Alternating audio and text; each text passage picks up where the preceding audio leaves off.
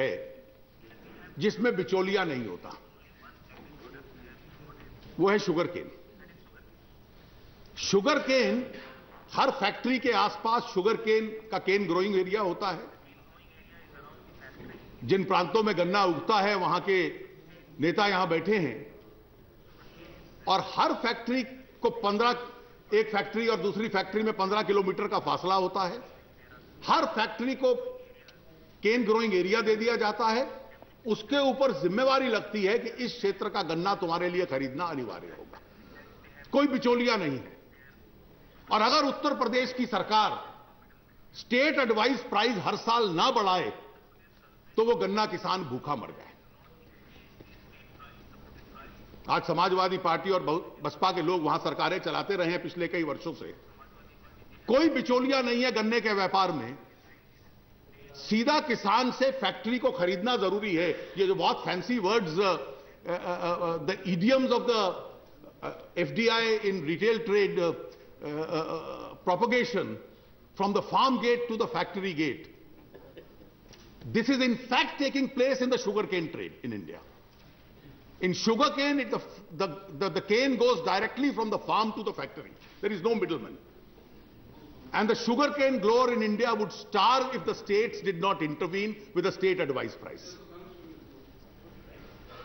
So this whole experiment कि middleman चला जाएगा और उसके साथ एकदम किसान की बहुत प्रॉस्पेरिटी आ जाएगी, ये अपने आप में पर्याप्त तर्क नहीं है। मैं आपको 2 उदाहरण देता हूं और इससे सारा तर्क समाप्त हो जाता है। हिंदुस्तान में अगर किसी फार्म प्रोडक्ट का सबसे अच्छा रिटेल मॉडल है तो वो मिल्क और मिल्क प्रोडक्ट्स का है। इस देश में गुजरात में शुरू हुआ और अन्य राज्यों में फैला, पंजाब में, कर्नाटक में, महाराष्ट्र में, हर राज्य में आज मिल्क कोऑपरेटिव्स, बिहार में पहुंचे। इस देश में दूध की कमी थी और धीरे धीरे इस देश में व्हाइट रेवोल्यूशन आ गई। हर गांव में से रोज घरों में से दूध कलेक्शन सेंटर पे जाता है, कलेक्शन सेंटर से फैक्ट्रीज में जाता है और जो वहां के इनएडिक्वेट एरियाज हैं वहां ट्रेन तक में जाता है। इंटरनेशनल डेयरी इंडस्ट्री ने के जो जर्नल्स हैं उन्होंने अध्ययन किया है कि जो पैसा कंज्यूमर, उपभोक्ता जिससे दूध या मिल्क प्रोडक्ट्स खरीदता है, हर देश में उसकी क्या परिस्थिति है। In India, for every consumer रूपी spent, 68% goes to the producer and 32% goes to the processor and the retailer. Bharat में जितने रुपए का दूध बिकता है, 68% दूध के प्रोड्यूसर को जाता है और 32% रिटेलर को जाता है।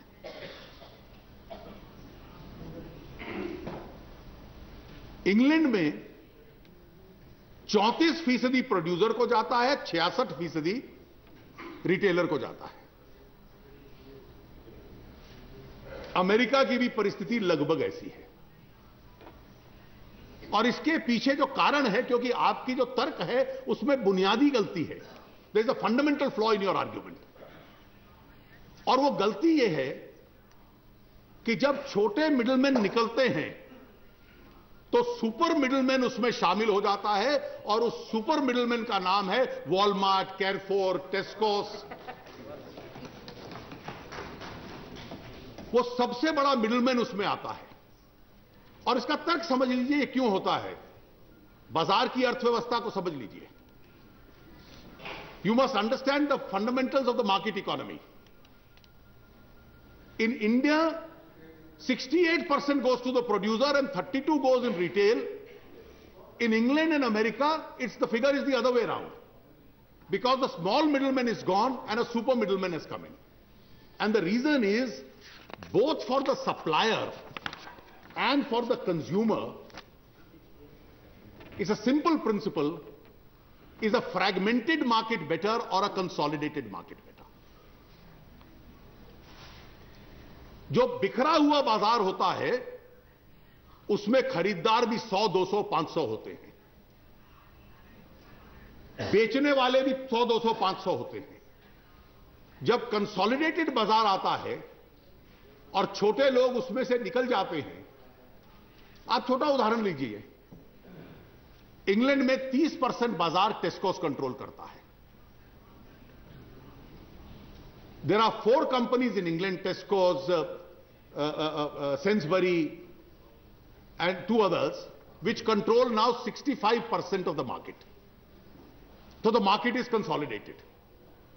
उपभोक्ता को खरीदना है तो 65% लोग इनके पास जाते हैं, जब किसान या दूध प्रोड्यूसर को बेचना है तो इनके पास आता है। तो आज इस देश की यह परिस्थिति नहीं कि हम एक कंसोलिडेटेड मार्केट क्रिएट कर दें।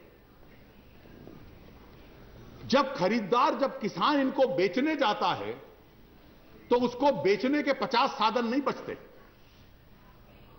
उसको बेचने वाले, उससे खरीदने वाले किसान से या दूध का उत्पादन करने वाले के 4 या 5 स्टोर्स बनते हैं। और यह दुनिया भर का सिद्धांत है। मैं एक एक देश के आपको आंकड़े दे सकता हूं। थाईलैंड आखिरी देश था जिसने एफडीआई शुरू की। 10 साल में 3 कंपनियां हैं, 40% मार्केट पे उनका कब्जा हो चुका है और हर साल यह परसेंटेज बढ़ता जाएगा। जब मार्केट कंसोलिडेट होता है तो किसान के खरीदार जो बचते हैं वो 3, 4 या 5 बचते हैं। जो उपभोक्ता के पास साधन होते हैं खरीदने के, वो 4, 5 या 7 बचते हैं। उसके पास भी मल्टीपल नहीं बनते। तो जो कंसोलिडेटेड मार्केट होता है वो ना तो सप्लायर के हित में होता है, ना उपभोक्ता के हित में होता है। और जब एफडीआई आती है तो यह कहना बहुत सरल है कि धीरे धीरे दोनों चलेंगे। अरे दोनों धीरे धीरे चल गए होते तो मैनहट्टन के अंदर 10 वॉलमार्ट होते, क्योंकि उनको भी मालूम है, जिनका अनुभव है, कि ऐसा संभव नहीं है। कमलनाथ जी आपसे पहले ट्रेड मिनिस्टर रहे हैं, उनसे पहले मुझे भी इस मंत्रालय में काम करने का अवसर मिला। जितने हमारे ट्रेड डायलॉग्स होते हैं,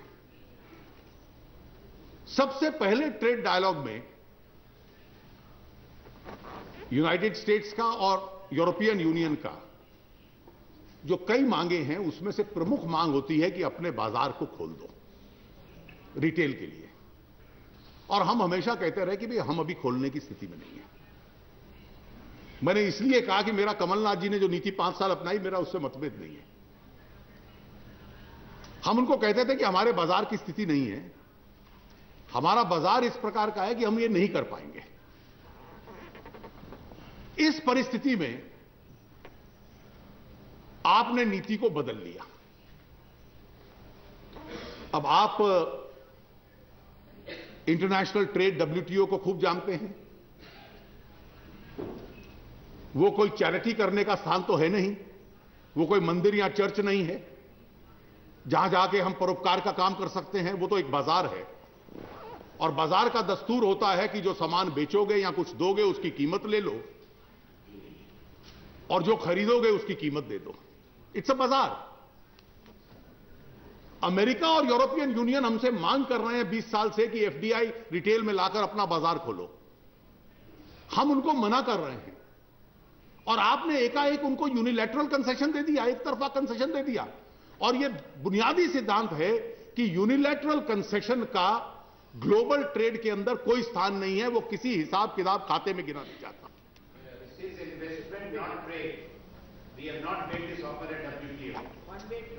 अरे you may not have made it as a WTO, but even in your bilateral investment dialogues, we expected the commerce minister to be a much smarter politician and a much smarter trader. When he was giving a concession, he should have charged for that concession. He couldn't have given a concession free. What was the pressure on you to give this concession free? What was the reason that we were not willing to give it? Mr. Kamal Nath was not willing to give it, and you gave it?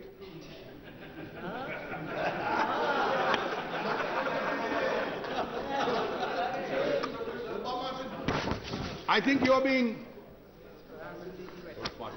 You wanted to add a sweetener to the policy.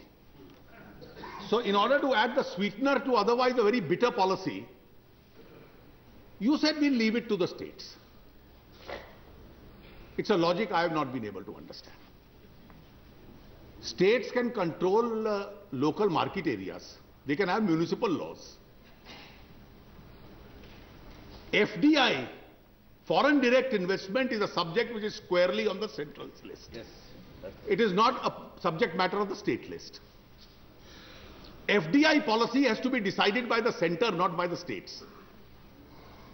आपने 82 countries के साथ bilateral investment treaties की है और उस treaty में यह कोई अंतर नहीं है प्री एस्टैब्लिशमेंट पोस्ट एस्टैब्लिशमेंट का। हर ट्रीटी में एक क्लॉज है जिसको इंटरनेशनल ट्रेड की भाषा में MFN या नेशनल ट्रीटमेंट कहते हैं, मोस्ट फेवर्ड नेशन और नेशनल ट्रीटमेंट। उसका अर्थ यह है कि आपके साथ कोई भेदभाव नहीं होगा। और वो क्लॉज ये है, मैं आपको क्लॉज पढ़ देता हूं Anand ji. And this is a clause in all 82 agreements that we have. वो क्लॉज है, each contracting party shall accord to investment of investors of other contracting party, including their operation, management, maintenance, use, enjoyment of disposal by such investors, treatment which is not less favorable than that accorded to the investment of its own investors or investors of the third state. इसका सरल अर्थ यह है कि जिन 82 देशों के साथ आपने समझौता किया हुआ है, उनके लोग जब इन्वेस्टमेंट लेकर आएंगे तो उसको वही सुविधा दोगे जो अपने गृह निवेशकों को आप देते हो। जो आपने रिलायंस फ्रेश को सुविधा दी, जो आपने शॉपर स्टॉप को सुविधा दी, वही सुविधा आपको उस इन्वेस्टर को देनी पड़ेगी अगर उन देशों से आता है।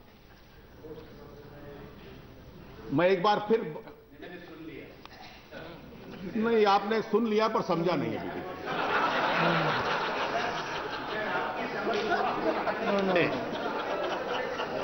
मैं एक बार फिर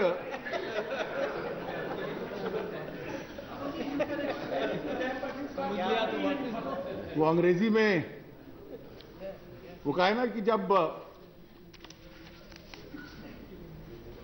वो हम्टी डम्टी का एक कोटेशन है लुइस कैरल की पुस्तक से, looking through the glass, when I say something I mean what I want it to mean. तो जिसपे एलिस इन वंडरनेस पूछती है, but how can the same words mean differently? To which Humpty Dumpty says, well that depends on who is the boss eventually, you or me. मंत्री आप हैं, इसलिए परिभाषा जो आपको समझ में आती है उसी का असर पड़ेगा। मैं एक बार फिर पढ़ देता हूं।